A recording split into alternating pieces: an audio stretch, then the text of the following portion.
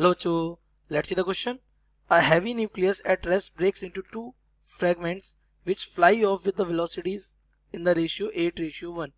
The ratio of radii of the fragments is option A 1:2, option B 1:4, option C 4:1, option D 2:1. So let's see the key concept of this question. The key concept of this question is the law of conservation of momentum.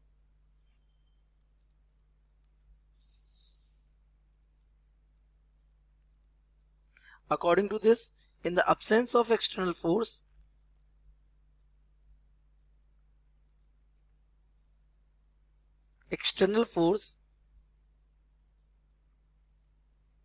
the total momentum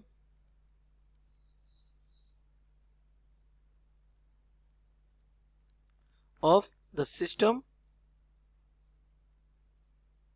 remains constant. कैसा रहेगा? Constant रहेगा. तो पहले आपका जो heavy nucleus था, we can say the P final, बाद वाला P after collision will be P before collision. ये रहेगा. मोमेंटम आपका होता क्या, आपको पता है. Momentum P is given by mass into velocity. ये what is this? This is mass and this is what? Velocity. तो बस यही हमारा लॉजिक है. तो हो क्या रखा है कि एक हमारा हैवी न्यूक्लियस था. क्या था? Heavy nucleus. ये ब्रेक होता है. ये किस फ्रैक्शन में ब्रेक होता है पता नहीं, लेकिन हाँ ये ब्रेक हो जाता है और ये क्या करने लगता है? मोशन. इसका ये पार्ट, एक पार्ट ये, एक पार्ट ये. मतलब इसका मास कितना है? m1. इसका मास कितना है? m2. अच्छा, ये बना तो डेंसिटी रो से ही था, तो इसकी डेंसिटी भी रो होगी, इसकी डेंसिटी भी क्या होगी? Rho. It is moving with velocity v1 और it is moving with velocity कितना? v2. तो पहले इसका मोमेंटम कितना रहा होगा? 0. तो बाद में भी इसका मोमेंटम क्या रहेगा? 0 ही रहना चाहिए, बिफोर एंड आफ्टर. तो बिफोर मोमेंटम क्या था इसका? 0. और बाद में कितना रह गया? m1 v1 और प्लस m2 v2. ये वेक्टर में जाएगा. अभी कैसे? अपोजिट डायरेक्शन इधर जा रहा है, किधर जा रहा होगा? ओके, तो जो एक दूसरे से अपोजिट जा रहे हो तो यहाँ से हमारा आ जाएगा m1 v1 is equal to m2 v2. ये किसकी क्या हो जाएगा? इसका मैग्नीट्यूड. और ये क्या हो जाएगा? इसका मैग्नीट्यूड. ये हमारा बन जाएगा किससे? Law of conservation of momentum से. अच्छा, मास क्या होता है? Mass will be equal to the density into volume. तो डेंसिटी इंटू वॉल्यूम क्या हो जाएगा? मास हमारा क्या है?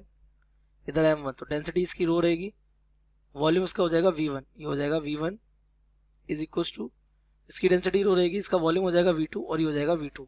तो रो से रो क्या हो जाएगा? कैंसिल हो जाएगा. तो वॉल्यूम क्या होता है? Volume will be directly proportional to what? Radius cube. Fraction कैसे रहे होंगे? स्फेरिकल कंसीडर करते हैं हम न्यूक्लियस को, तो ये हमारा कैसा हो जाएगा? वॉल्यूम का क्यूब. ये आपको मालूम ही है, सॉरी रेडियस का क्यूब. तो यहाँ पे रेडियस आ जाएगी r1 क्यूब v1, या वी कैन से वही प्रोपोर्शनल है, लिख सकते हैं इसको ऐसा. और यहाँ v2 हमारा हो जाएगा r2 क्यूब v2. तो यहाँ से अगर हम r1, किसका रेशियो चाहिए आपको? रेशियो ऑफ रेडाई, पहले 1 और दूसरे का, r1 अपॉन r2. तो r1 cube divided by r2 cube will be equal to the v2 upon v1. अच्छा, v2 अपॉन v1 का रेशियो आपको गिवन है. वेलोसिटीज का रेशियो कितना है? 8:1. तो यहाँ पे v1 अपॉन v2 कितना है? 8:1. तो v2 अपॉन v1 कितना हो जाएगा? 1/8. तो अगर इसको वहां पुट करें तो r1 cube divided by r2 cube will be equal to the v2 upon v1 की जगह कितना आ जाएगा? 1/8. तो यहाँ से क्यूब हटाएंगे तो ये हमारा जाएगा r1 अपॉन r2, ये आ जाएगा 1/2. तो रेशियो कितना बन रहा है? 1:2 बन रहा है. तो अगर अपने ऑप्शंस को मैच करेंगे तो 1:2. Option A is correct. So the correct option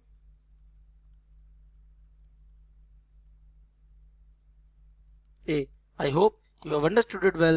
Best of luck.